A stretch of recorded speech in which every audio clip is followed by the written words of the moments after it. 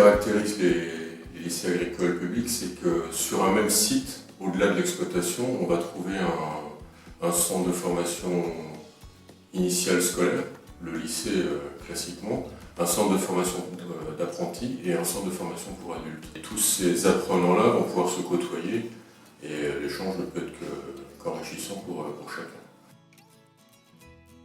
Ce qu'on cherche à faire aujourd'hui avec les équipes pédagogiques des établissements, c'est d'amener les jeunes à découvrir toute cette complexité autour de la stratégie d'entreprise, de la multiperformance, de l'agroécologie, au travers des exploitations. Puisque l'exploitation est toute proche du lycée, c'est l'occasion de descendre avec les élèves lorsqu'on le souhaite, dès qu'on a une plage de 2 heures, pour pouvoir réaliser des travaux pratiques, pour pouvoir appliquer ce qu'on a pu voir en théorie pendant les séances d'enseignement. C'est aussi l'occasion de leur montrer d'autres pratiques que celles qu'ils ont l'occasion de voir chez les maîtres de stage ou chez eux. Et en zootechnie, les jeunes peuvent manipuler aussi les animaux en toute sécurité avant d'aller réaliser leur période de stage, ce qui permet déjà de leur donner les bons gestes, les bonnes postures. C'est bien d'avoir une exploitation sur le site du lycée parce que ça nous permet, nous en cours, comme on est en bac pro, on a quelques heures dédiées à la pratique. Donc on va manipuler, on fait du bouclage d'agneaux, de veaux, on fait la pesée, on fait des choses qu'on n'aurait pas forcément la chance de faire chez nous. Ouais. La théorie c'est bien pour comprendre, mais la pratique c'est mieux pour apprendre. Ouais, c'est ça, tout à fait. Le soir, à la traite, ils sont toujours là à venir.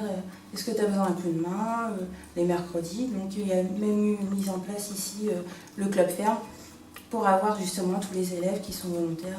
Là on voit du monde en permanence, donc c'est ça qui est sympa aussi, quoi. Les élèves nous apprennent pas mal de trucs, hein. Ça marche dans les deux sens, hein. On leur apprend certaines choses, mais eux nous disent nous chez nous on fait plutôt comme ça, donc des fois pourquoi pas, on va essayer aussi. L'exploitation agricole doit être considérée comme une unité de production qui développe un projet technique et économique, projets qui doivent être à la fois protecteurs des ressources et rémunérateurs, de façon à être crédibles pour son utilisation pédagogique. On se doit d'avoir un rôle économique à l'équilibre. Si on n'est pas rentable, on ne peut pas leur apprendre voilà, c'est super d'être agriculteur, vous allez voir, vous allez perdre de l'argent. Donc on se doit d'être à la fois pédagogique, d'avoir ce rôle pédagogique, mais à la fois la rentabilité de l'exploitation.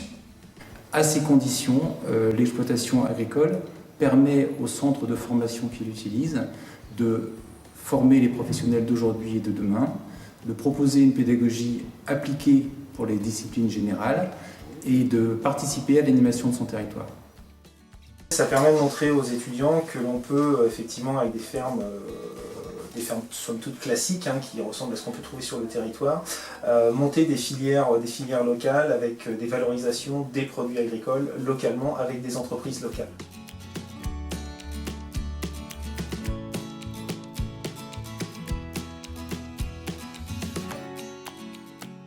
On doit mettre en place des choses qui nous permettent de faire la promotion de l'agriculture auprès du grand public, mais également répondre à des attentes.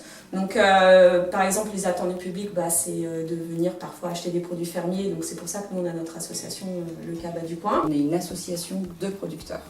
Tous les vendredis on a une obligation d'avoir un producteur avec nous, ce qui permet vraiment de tisser des liens entre les clients et les producteurs et de faire une vente directe.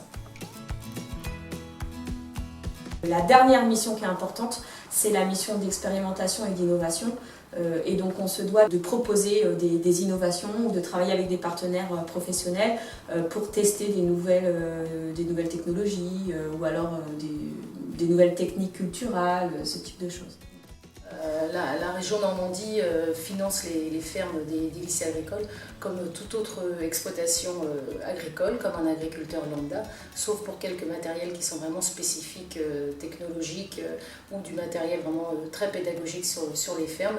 Et nous finançons aussi dans le même cadre les fermes expérimentales, comme les fermes de la Blanche-Maison à Saint-Lô. En tant que ferme expérimentale de Normandie, les attentes c'est de pouvoir avoir des partenariats forts avec les exploitations des lycées agricoles de Normandie et même plus large, puisque chacun de ces lycées agricoles et de ces fermes des lycées agricoles ont des missions et des rôles en expérimentation, en diffusion vers ces futurs agriculteurs au conseil agricole, vers les élèves.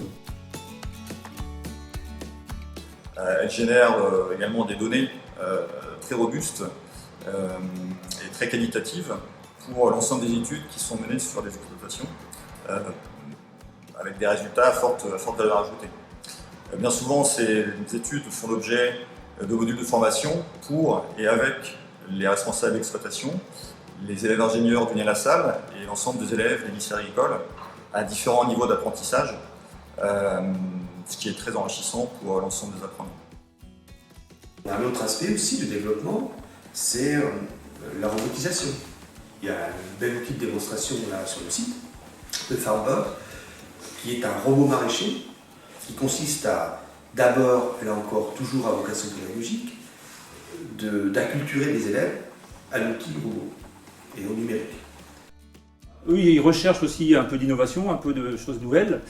Et quand vous leur montrez par exemple le drone, l'agriculture de précision, on est sur une agriculture numérique, les jeunes sont beaucoup sur le numérique aujourd'hui, ça les motive ça. Après, dès qu'il y a un impact, dès qu'on leur montre qu'on peut faire aussi bien en impactant beaucoup moins l'environnement, ça les intéresse aussi les jeunes. Aujourd'hui, on est plutôt sur une tendance à produire autrement, dans le respect de l'environnement par exemple. L'avenir aussi, c'est de répondre à l'attente du consommateur. Donc le consommateur il veut plus de produits sains pour la santé, comme le bio par exemple.